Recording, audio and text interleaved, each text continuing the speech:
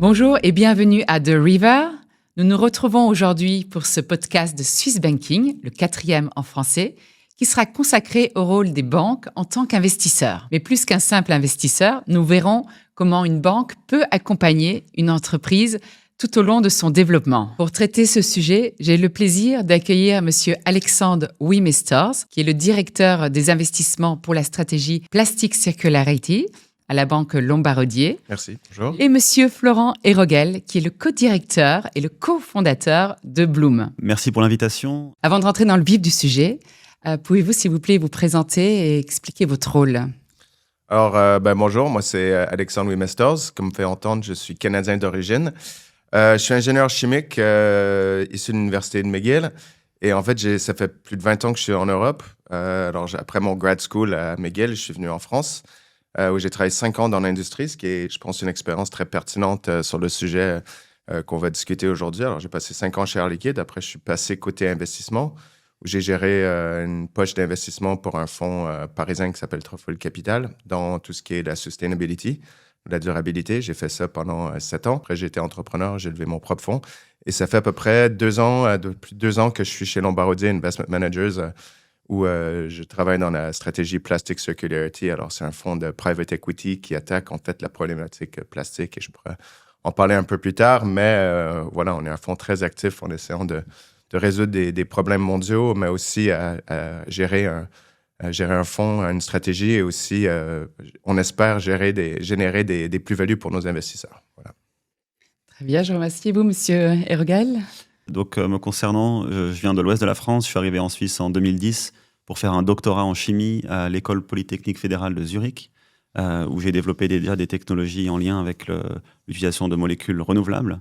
Et à la suite de ça, j'ai eu mon premier poste de chercheur à l'École polytechnique fédérale de Lausanne, cette fois-ci, en Suisse romande, où on a construit avec le professeur Luther Bacher un laboratoire destiné à valoriser la biomasse et avec cette vision d'utiliser autre chose que du pétrole, on en reparlera un peu après. Et ça a été couronné de succès et avec mes collègues, on a développé des technologies disruptives qu'on menait par la suite à la création de Bloom. Alors, Bloom est né à partir d'une question. Vous vous êtes posé, vous vouliez comprendre, savoir qu'est-ce qui pourrait remplacer le pétrole dans l'utilisation des objets d'usage quotidien, des plastiques, des emballages qui vont jusqu'au parfum même. Pour quelles raisons, en fait? Qu'est-ce qui a motivé cette interrogation et cette volonté, en fait, de trouver une alternative aux énergies fossiles? Alors, le point de départ, c'est vraiment cette vision de Bloom, de dire qu'on veut que la planète Terre, c'est un endroit où il fait bon vivre pour toutes et tous. Et pour ça, il faut rendre l'industrie plus durable. Et aujourd'hui, le problème principal à nos yeux, c'est l'utilisation du pétrole. Donc, il faut réussir à faire continuer à tourner notre industrie sans pour autant utiliser de pétrole. Et le pétrole, on l'utilise parce que c'est une réserve de carbone. Et donc, tous les objets, ou la majorité des objets qui nous entourent, que ce soit les textiles, les plastiques, les peintures, etc., ils sont faits à partir de carbone. Et ce carbone, on va le chercher dans le pétrole. Donc, si on veut se passer du pétrole, il faut trouver d'autres sources de carbone. Et il n'y a pas beaucoup d'options. Une des options, c'est d'utiliser le dioxyde de carbone, donc le CO2 qui est dans l'atmosphère. Mais malheureusement, ce CO2, il est extrêmement dilué, compliqué à capter. Et ensuite, il faudrait encore coller ces molécules de CO2 ensemble pour faire les objets. Donc ça, c'est difficile. Et nous, notre pari, c'est d'utiliser la biomasse qui finalement fait tout ce travail de captage du CO2. Parce que, pour rappel, les arbres, ils captent du CO2 et le déchet qu'ils rejettent, c'est de l'oxygène. Donc, ce qui est plutôt vertueux. Et donc, nous, on utilise ces arbres pour y piocher le carbone et pour faire les objets qui sont faits aujourd'hui à partir de pétrole, mais seulement en utilisant des ressources renouvelables. Et pouvez-vous nous expliquer comment fonctionne cette technologie, en fait, qui transforme le bois, les plantes? Alors, je vais essayer de ne pas rentrer dans les détails trop techniques. Ça ne va pas forcément intéresser les auditeurs. Mais le concept est vraiment similaire à une raffinerie pétrolière. Donc, dans la raffinerie pétrolière, on prend du pétrole brut, on le raffine et on obtient différentes molécules. Ça peut être du diesel, du mazout ou différentes molécules. Nous, on va faire pareil. On prend une ressource végétale, un sous-produit de l'industrie forestière ou de l'agriculture, et on va aussi le raffiner dans une bioraffinerie pour obtenir différents produits. Donc, on obtient de la cellulose, de la lignine, des sucres. Et la clé chez Bloom, c'est d'avoir une technologie qui peut être vraiment compétitive avec l'efficacité de l'industrie pétrolière. Parce que l'industrie pétrolière, elle n'est pas très vertueuse, mais elle est extrêmement efficace et elle permet de faire des produits qui sont extrêmement performants à des coûts très compétitifs. Et nous, on s'est calé sur cette efficacité pour rentrer en compétition avec l'industrie pétrolière et fournir des produits qui sont durables, mais aussi performants et à un coût compétitif. Et je voulais comprendre maintenant comment Lombardi Investment Manager a connu Bloom et quelle a été la motivation de la décision de rentrer dans le capital de la société. Premièrement, nous, on gère une stratégie, ce qu'on appelle Plastic Circularity. Et en fait, on a gagné un appel d'offres. La banque, qui est une banque B Corp, c'est une banque qui investit dans la sustainability, dans la durabilité depuis longtemps. On a gagné un appel d'offres d'un groupement qui s'appelle The Alliance to End Plastic Waste. Et ça, c'est une organisation, ce qu'on appelle un NGO, une charité, une organisation non gouvernementale basée à Singapour qui rassemble tous les acteurs de la chaîne de valeur du plastique, venant de l'amont, où on produit, jusqu'à la fin de vie. Alors ça, c'est très intéressant. Alors, on a gagné cet appel d'offres et on a lancé une stratégie pour faire deux choses. Premièrement, donner un rendement à nos investisseurs. C'est notre mission du fonds, mais aussi avoir un impact environnemental. Alors, nous, on est ce qu'on appelle un fonds article 9. Alors, c'est un fonds à impact. Ce qui veut dire, en fait, on doit faire deux choses, en plus, évidemment, de donner un bon rendement à nos investisseurs. C'est un, réduire ou éliminer les déchets plastiques, et deux, éliminer tout ce qui est, ou réduire tout ce qui est émissions CO2 sur la chaîne de valeur. Alors, on a monté cette stratégie avec The Alliance to End Plastic Waste et d'autres investisseurs, dont quelques investisseurs suisses. Alors, je ne sais pas si vous le savez, mais quand vous mangez quelque chose et il y a un goût de vanille, il y a une bonne chance que ça vient du pétrole. Alors, pas mal de nos additifs alimentaires, nos parfums, tout ça sont issus du pétrole. Et moi, j'ai rencontré Rémi Buser, qui est l'autre cofondateur, à Viborg, en Danemark, au milieu de nulle part, à une conférence sur la bioéconomie en 2019. Et je me souviens, nous, on cherchait en fait des gens qui pouvaient produire cette vanilline. Alors, nous, on cherchait des nouvelles sources de molécules. Alors, quand Rémi m'a dit, on fait de la vanilline avec du bois, j'ai dit, c'est génial. Nous, on cherche ces genres de cibles. Et en fait, ce qui est très intéressant avec Bloom, c'est que nous, quand on investit avec notre fonds, on cherche à faire trois choses. Déjà, est-ce que l'investissement est sustainable, alors est bon pour l'environnement? Deux, est-ce qu'on peut arriver à des coûts au niveau... pour concurrencer avec le pétrole, il faut arriver à des coûts compétitifs, sans premium vert ou crédit CO2. Et trois, est-ce qu'on peut avoir de la performance équivalente ou supérieure avec ce qu'on remplace? Alors, avec Bloom, il y avait ces trois conditions-là. Et ce qui est bien avec Bloom, c'est que c'est une société aujourd'hui qui produit des tonnes. Avant, quand je les ai connus, vous produisez des grammes. Alors, j'ai vu, en fait, cette société-là évoluer avec le temps. Et il y a aussi les relations interpersonnelles. Alors, avec vous, avec les deux fondateurs, on s'entend bien. Et je les ai vus progresser avec le temps. Alors, quand ce fonds plastique est arrivé, on a fait un premier closing en mi-2023. Et Bloom produisait aussi des dérivés de plastique pour remplacer les plastiques issus du fossile. Et en plus de ça, ils font d'autres ingrédients. Alors, ce qui permet de parier, en fait, à un stade, je dirais, plutôt précoce sur la production plastique. Il faut faire des milliers de tonnes. Ils font, par exemple, de la vanilline, des produits pour la cosmétique. Alors, ça permet aussi de diversifier ton investissement. Alors, ça, c'est quelque chose qu'on aime. C'est ce qu'on appelle les plateformes, qui arrivent à faire de la haute valeur ajoutée jusqu'à de la commodité à terme. Alors, c'est ça vraiment. Et la technologie, elle est vraiment unique. Hein. C'est quelque chose que cherche la bioéconomie, c'est séparer ce qu'on appelle la lignine et la hémicellulose. Mais c'est vraiment ça. Et je les ai vus vraiment progresser. Et quand on a eu cette chance, en plus, c'est à 45 minutes de train du bureau. Alors, c'est bien aussi d'avoir cette certaine proximité géographique aussi, mais c'est vraiment un leader dans la bioéconomie. Et pour les plastiques, ils peuvent remplacer le PET et d'autres plastiques qui sont issus de l'industrie fossile. Alors, c'est une réponse un peu longue, mais vraiment, ils ont une solution vraiment pour le bio-based, qu'on appelle le bio-based, issu des déchets de l'industrie agricole ou forestière. C'est une technologie assez unique et qui produit aujourd'hui en tonnes. Alors, j'espère que le pari sera réussi, mais pour l'instant, ça se passe plutôt bien. Alors, Florent, justement, comment est-ce que Bloom est passé d'un laboratoire universitaire qui est né à l'EPFL à ce que Bloom est aujourd'hui? Quelles ont été les étapes, les levées de fonds? Tu peux nous parler un petit peu de ces grandes étapes? Je pense qu'une des grandes étapes, c'est vraiment de passer de cette technologie, qui est une technologie qui a reçu un retour très positif de la part de l'industrie et du monde académique. Mais finalement, cette technologie, ce n'est pas un produit en tant que tel. Donc, c'est qu'il y a une technologie extrêmement efficace et disruptive, mais ça ne suffit pas pour faire une entreprise. Et ça, on a dû rapidement le réaliser. Qu'est-ce qu'on peut faire avec ces produits et trouver les marchés assez tôt, on a identifié les cosmétiques parce qu'on a identifié que notre technologie pouvait servir ces marchés avec un besoin haute performance extrêmement exigeant. Donc, ça a été ce transfert de la technologie vers comprendre quel produit on veut. Et ensuite, il y a encore une étape de comprendre, avec ces produits, quels clients on va devoir aller voir. On parle de la cosmétique. Donc, est-ce qu'on va aller directement vendre aux utilisateurs finaux, aux marques? Donc, on pense à L'Oréal, etc. Ou est-ce qu'on va vendre à des intermédiaires, typiquement Firmenich, Givaudan, etc.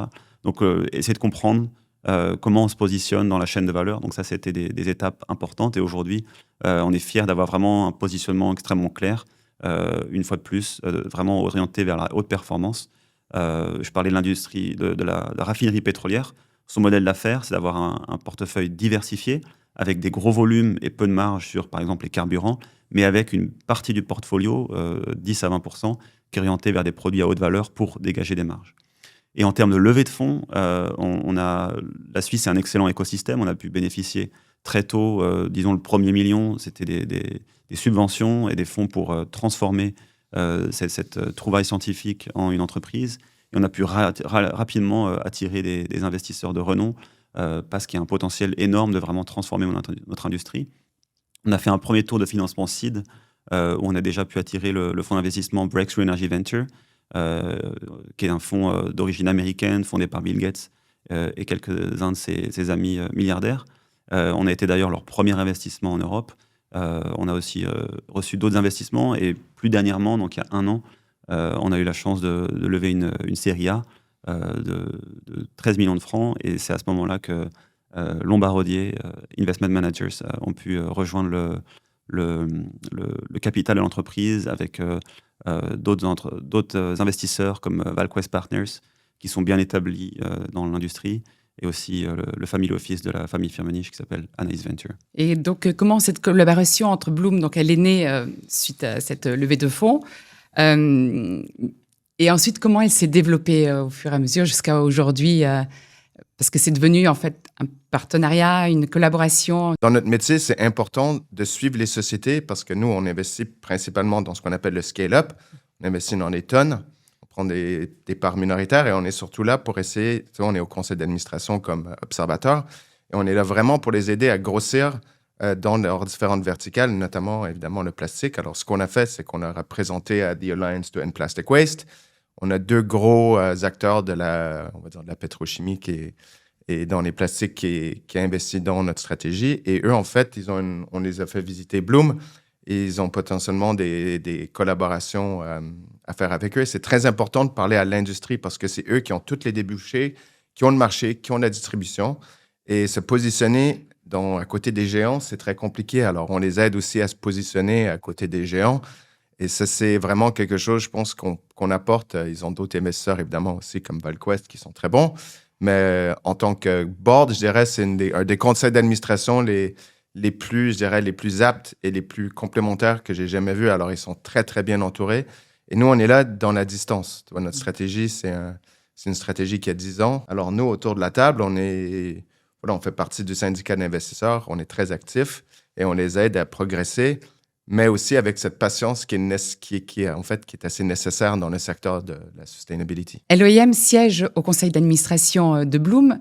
Quel est votre rôle justement au sein de ce conseil d'accompagnement et aussi de mettre en contact avec certains partenaires quel est le rôle concret en fait? Alors déjà, moi je suis observateur, alors j'ai pas de vote pour l'instant. Alors le but en fait aussi, c'est on a donné évidemment du capital à la société lors de l'augmentation de capital. Alors, on a donné du jus de l'essence pour le moteur, comme on dit. Je ne sais pas si c'est le bon terme quand on parle écologie, mais de l'électricité pour le moteur électrique, tu vois, pour aller à une certaine distance. Et nous, on les aide déjà s'ils ont des décisions stratégiques. Par exemple, est-ce qu'on produit notre propre usine? Est-ce qu'on utilise un sous-traitant? Comment on arbitre tout ça? Et ça, on les aide aussi par rapport à notre expérience. On a aussi des gens via The Alliance to End Plastic Waste, des experts techniques qui ont déjà vécu ça, qui peuvent aider aussi. Alors, je dirais, à ce niveau-là, on est assez actif et on n'a pas de vote, mais on est assez vocal au conseil d'administration. Et aussi, tu as le réseau, tu vois. Ça, c'est très important. On a des réseaux très complémentaires aussi avec l'équipe, mais aussi avec le reste du conseil d'administration. Alors, par exemple, pour trouver un board member, un autre membre du conseil d'administration qui est indépendant, ça, on peut aider. embaucher, par exemple, des C-suites, ce qu'on appelle les C-suites, alors le management de la société.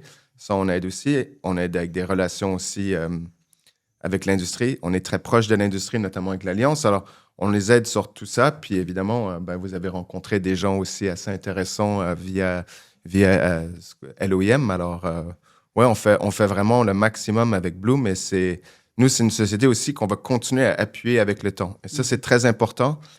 On a investi dans la société lors du dernier tour, mais on espère continuer à les appuyer financièrement, mais opérationnellement aussi avec leur croissance. Alors ça, c'est quelque chose, on est vraiment là dans une relation de confiance, mais dans la distance. Tu vois. On est là dans le temps. On n'est pas là pour un an. Vous êtes là sur le long terme. Ouais. On n'est pas là pendant 20 ans parce qu'on a la stratégie a une durée de vie de 10 ans, mais on est là pour un certain temps, puis on est du capital patient, mais pas passif. Et Florent, justement, qu'est-ce que cette collaboration avec une banque vous a apporté que vous n'auriez peut-être pas pu avoir sans ce partenariat avec LOIM? Alors, je suis tout à fait d'accord avec ce que Alex vient de partager. Et pour ajouter, je pense que c'est la crédibilité. Donc, Bloom a construit une crédibilité. On produit plusieurs dizaines de tonnes. On a des clients reconnus. On a des investisseurs de renom. Mais justement, je pense on l'utilise volontiers dans nos présentations, le logo Lombardier Investment Management, ça donne une certaine crédibilité, une confiance, parce que nous, voilà, on est plutôt créatifs, flexibles, jeunes, mais certains de nos clients, certains de nos partenaires veulent vraiment de la crédibilité, de la confiance, et avoir dans notre capital et aux administrations une banque comme Lombardier Investment Management, c'est vraiment très utile. Donc la crédibilité, c'est vraiment quelque chose de très important, et le réseau, ça a déjà été mentionné par Alex, mais ça, c'est vraiment très important. On veut aller très vite, donc on doit développer et décupler nos opérations à une très grande vitesse, et pour cela, en fait, on a besoin de déployer notre réseau le plus rapidement possible et le faire avec des gens qui ont une longue expérience, c'est vraiment très utile. Oui, justement, en parlant de réseau, vous avez rencontré récemment, Bloom a été mise en contact avec le roi d'Angleterre même, à travers la Circular Economy Alliance. Pourriez-vous nous parler un petit peu justement de ces rencontres qui ont eu lieu à Londres? Vous avez aussi John Kerry. Exactement. Alors du coup, c'est mon associé Rémi qui a eu la chance de rencontrer le roi d'Angleterre, et la semaine dernière encore John Kerry. Donc c'est évidemment des événements auxquels on n'aurait pas accès sans cette collaboration. Donc c'est vraiment très précieux. Ça nous donne beaucoup de visibilité, et ça nous permet également, comme je le disais, d'avoir un réseau plus solide. Et justement, on peut parler un petit peu de cette Circular Alliance Economy dont vous faites partie. Oui, alors la banque fait partie de cette alliance, et nous, on discute régulièrement avec eux. Notre Chief Nature Officer, Marc Palahi, est en charge de cette alliance, qui est aussi, je pense que c'est le sponsor, c'est le roi d'Angleterre. Alors nous, on est très actifs dans cette alliance avec notre Chief Nature Officer, et ça nous permet à nos sociétés qui sont... Bloom, c'est un futur champion de la bioéconomie. Alors, de venir les brancher dans cet écosystème-là, c'est intéressant parce que ils font aussi un peu de lobbying vis-à-vis de l'Europe et d'autres endroits. Il y a par exemple, des grosses compagnies comme PepsiCo et Procter & Gamble et compagnies qui en font partie. Alors, ça leur permet aussi de rencontrer ces gens-là dans un environnement convivial, tu vois. Et tout le monde essaie d'aller dans la même direction. C'est évidemment de prendre soin de notre planète, mais aussi au niveau résilience et tout. Si on peut aller sourcer nos produits chimiques à côté de chez nous versus d'aller sourcer ça au Moyen-Orient ou en Chine ou ailleurs. Parce que, par exemple, le plastique, un gros producteur, c'est la Chine. Ils produisent beaucoup. Et en Europe, on produit de moins en moins. Alors, d'avoir aussi ça permet aussi à l'Europe et la Suisse, notamment, d'être résilients, non seulement au niveau écologique, mais aussi au niveau sourcing et supply chain. Un tel partenariat vous permet en fait de rencontrer certains acteurs importants dans ce secteur. Et aussi, vous avez reçu des prix très honorifiques. Donc, le fait que ces personnes croient en vous, ces prix que vous avez reçus, quelle est l'importance en fait pour une entreprise comme Bloom? Alors, c'est extrêmement rassurant parce que nous, évidemment, si on a fondé cette société, c'est qu'on est convaincu dans ce qu'on fait. On est convaincu que ça peut vraiment transformer l'industrie.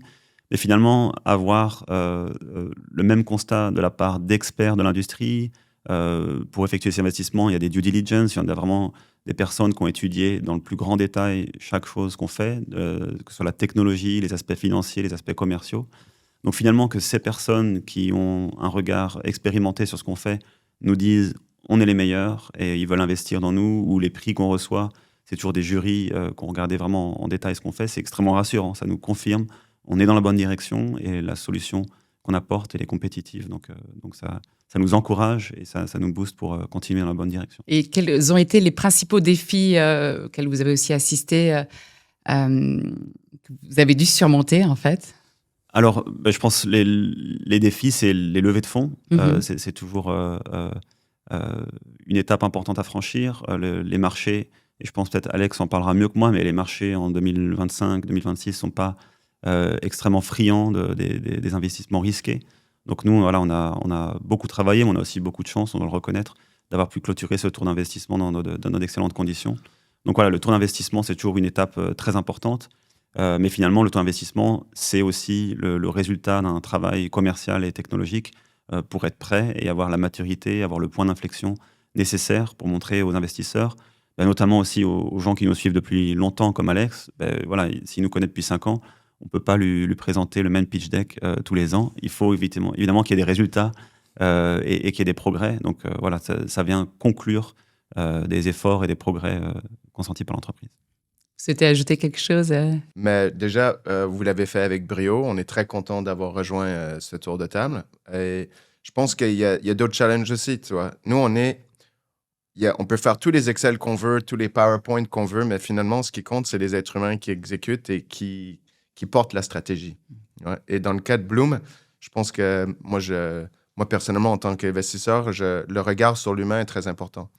Alors, je regarde vraiment, est-ce que l'équipe a les bonnes compétences? Ils sont super motivés. Est-ce qu'ils ont assez de capital dans la société? Ça, c'est aussi important parce que si les fondateurs ont 10% de la société, c'est plus des fondateurs, c'est plus des entrepreneurs, c'est des employés. Et ça, on veut s'assurer, en fait, que les équipes aussi soient motivées, qu'on a nos intérêts alignés avec eux en tant qu'investisseurs.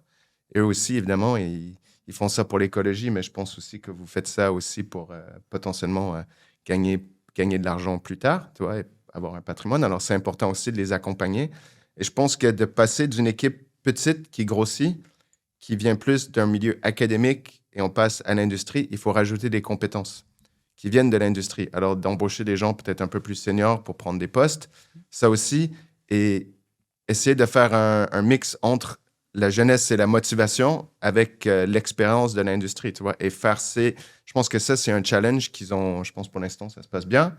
Et il y a aussi, ils peuvent faire plein de choses, Bloom. Ils ont vraiment une panoplie d'applications. Ils peuvent aller de la vanilline jusqu'à des emballages plastiques, passant par l'isolation, des produits cosmétiques. Alors, choisir sa cible, où attaquer, où vendre des produits, où se développer et où éviter. Parce que souvent aussi, tu as ce qu'on appelle les corporates, alors des industriels, qui font des fois du tourisme industriel, qui vont faire plein d'essais pour juste tester, pour benchmarker et tout, et derrière, il n'y a rien qui se passe. C'est vraiment ce challenge aussi de passer du kilo à la tonne et de la faire de manière intelligente non plus, sans se ruiner. Parce qu'on voit plein d'entreprises un peu comme la vôtre, mais nous, on regarde le recyclage, on regarde plein d'autres choses, qui veulent développer leur première usine, mais sans avoir de clients. Alors, ils veulent bâtir des usines à plusieurs dizaines de millions, des coûts de dizaines de millions, mais derrière, sans avoir de clients.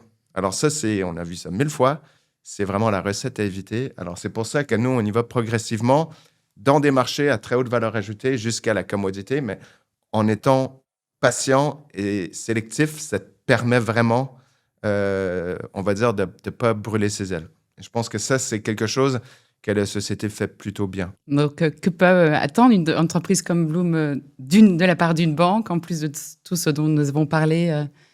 Quelles sont vos attentes?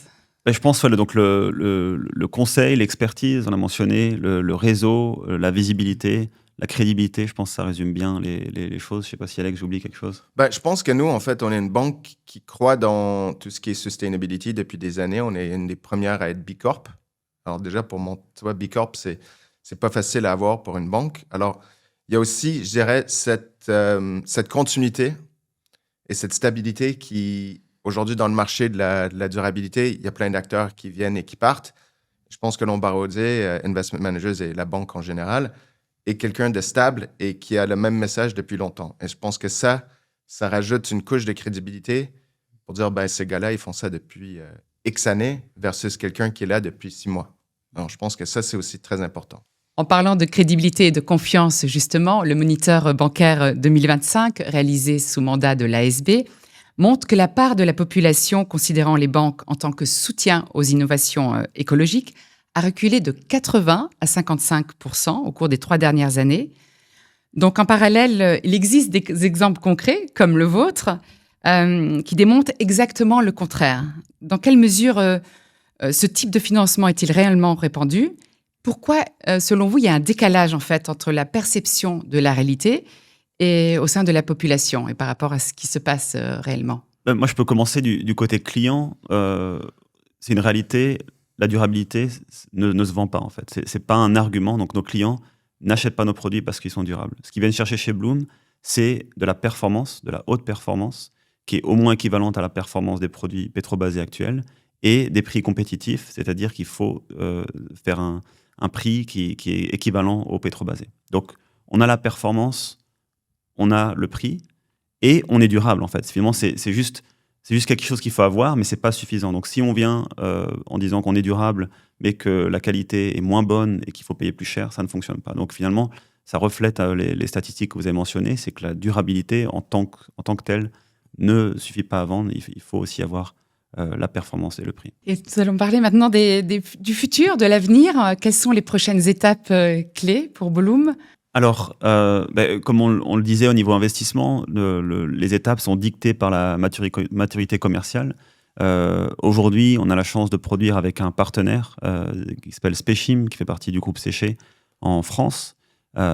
Et ça nous donne beaucoup de flexibilité et ça nous permet vraiment de faire grandir nos marchés et aussi attirer de nouveaux clients, ce qui nous permet de nous projeter dans un futur assez proche, d'avoir notre propre ligne de production pour vraiment aller plus loin en termes de quantité. Donc on parle de l'industrie chimique, c'est des centaines de milliers de tonnes pour chaque marché. Et donc nous, on ambitionne d'aller vers des quantités au-delà du millier de tonnes. Et pour ce faire, il nous faudra avoir notre propre capacité de production. Donc ça, c'est la prochaine grande étape et qui va de pair avec un carnet de commandes bien rempli, ce qui s'annonce très bien pour nous. Alors, rappelons que Bloom est une société suisse dont le siège se trouve à Marly, dans le canton de Fribourg. Mais vous avez aussi d'autres sites. Vous collaborez avec une entreprise en Valais. Vous pouvez nous Exactement. expliquer un peu. Alors, c'est correct. Le siège social est à Marly, dans le canton de Fribourg. On a notre centre de recherche et développement qui est situé à Renan, proche de l'École polytechnique fédérale de Lausanne, à laquelle on est très attaché. Effectivement, on travaille avec Valsynthèse dans le Valais, avec qui on a fait une grande partie de la mise à l'échelle du procédé. Effectivement, donc moi je suis franco-suisse, donc aussi mon réseau est aussi polarisé du côté français. Et on a eu la chance de démarrer cette collaboration en 2025 avec Speichim et le groupe Séché, qui nous permet de décupler nos capacités de production sur plusieurs sites en France. Peut-être un jour, vous devrez sortir un peu des frontières helvétiques pour vous installer. Alors, notre vision, c'est vraiment de continuer à rester une société suisse, d'y conserver la recherche et le développement et le siège social. Mais c'est vrai que quand on veut faire de la production à grande échelle, la Suisse n'est pas forcément le pays le plus adapté. Donc, tout en gardant notre identité suisse et notre siège social et notre recherche et développement, on est très attentif à ce qui se passe à l'étranger. Et pour se placer dans la meilleure région, il faut que ce soit une région industrielle avec des capacités d'accès à la biomasse importantes. Donc, ça nous permet d'aller à l'étranger, en France, en Allemagne ou en Italie. Et concernant le bois, peut-être un pays plus au nord ou... Exactement. Donc l'idée, c'est évidemment de se reposer sur les filières et les chaînes de valeur déjà établies. Donc l'industrie papetière est très présente dans les pays nordiques. Donc voilà, nous, on ne veut pas réinventer des chaînes de valeur. On veut vraiment transformer l'industrie du bois telle qu'elle est aujourd'hui. L'idée, c'est pas de couper plus de bois, mais c'est de l'utiliser beaucoup mieux pour faire plus de choses. Et donc se positionner sur les plateformes existantes. Donc effectivement, le nord de l'Europe est d'une importance stratégique majeure. Et vous, Alexandre, comment vous percevez dans le temps, pour l'avenir, l'accompagnement de Bloom ? Déjà, Bloom, à un moment ou à un autre, va devoir probablement lever des fonds. Alors, on espère, si tout va bien, participer à ce tour-là et de continuer à jouer un rôle actif avec la société et vous aider vraiment dans toutes des décisions un peu industrielles et même organisationnelles, continuer à vous aider, d'ouvrir notre réseau et continuer à, comme on dit, fly the flag en anglais, de Bloom vis-à-vis de The Alliance to End Plastic Waste et notre réseau, parce que c'est une vraie pépite dans la bioéconomie. Hein. J'ai rarement vu ils ont vraiment sur un Graal, hein, s'ils arrivent à craquer ce Graal, et je pense que vous êtes en partie là. vous allez cartonner. Alors nous, on veut juste continuer à vous appuyer. Puis il y aura des bons moments, il y aura des moments moins bien, mais nous, on est là dans la constance. Alors, et on sait que c'est pas un long fleuve tranquille. Justement, accroche parfaite, j'allais justement vous demander, l'aventure au départ d'une start-up qui n'est plus une start-up n'est pas un long fleuve tranquille. Donc, selon vous, cette analogie, comment pouvez-vous l'appliquer à votre parcours Alors, c'est vrai qu'il y a beaucoup d'analogies aux rivières, mais moi, la première chose qui me viendrait, c'est qu'on est un peu à contre-courant. Alex, tu parlais de Graal. On peut imaginer le Graal, c'est la source de cette fameuse rivière. Et pour ça, il faut remonter le courant. Il y a peut-être des barrages sur la route, etc. Parce qu'on n'a pas choisi une solution facile. On veut vraiment transformer l'industrie. Une industrie qui est extrêmement établie et qui fonctionne plutôt bien comme elle est. Donc nous, on est un peu à contre-courant. Mais malgré ça, une fois de plus, on est très privilégiés. On a de la chance, ça fonctionne vraiment très bien. Donc malgré qu'on soit à contre-courant, on est quand même bien porté et on arrive à remonter. Et il reste à savoir à quelle distance on est de la source, mais on est déjà bien remonté et très fiers du parcours parcouru jusqu'à aujourd'hui. Une question plus personnelle, justement, pour nager à contre-courant, où vous puisez votre énergie? On parlait aussi de la rivière. Moi, je pense que ça vient de mon attachement à la nature. J'ai justement grandi très proche d'une rivière. Et je pense que c'est ça qui me donne la force, de me dire je suis extrêmement attaché à cette nature. Et pour rappel, évidemment, nous, on veut construire un business qui grandit de lui-même, donc qui doit générer des profits, mais au service vraiment de construire une industrie plus durable. Et vraiment, c'est mon attachement à la beauté de la nature et j'ai envie qu'elle soit préservée. Et c'est ça qui me donne la force. Magnifique. Et Alexandre, vous, alors, vous êtes Canadien, donc vous êtes certainement un expert en canoë. On dit canot, je crois, au Canada. Ouais, canoe. Canoe. Canoe. Et donc, si vous êtes dans un canoë, vous préférez vous asseoir à l'avant, pagayer pour donner le rythme, en fait, jouer le rôle de moteur, comme vous en parliez tout à l'heure, ou à l'arrière plutôt pour guider, pour donner la direction, transmettre la direction? Au Canada, il y a des rivières partout, il y a des lacs partout. Il faut que ton sac soit léger. Et quand tu es dans le canoë, on est deux et il faut répartir le poids.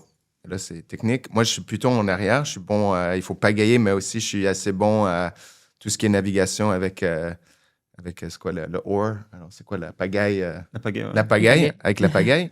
Alors, ouais, moi, j'aime plutôt être derrière pour... et les gens plus légers, souvent, sont devant. Mais voilà, quoi. Mais je suis souvent derrière et les sacs sont au milieu. Il ne faut pas chavirer parce qu'après...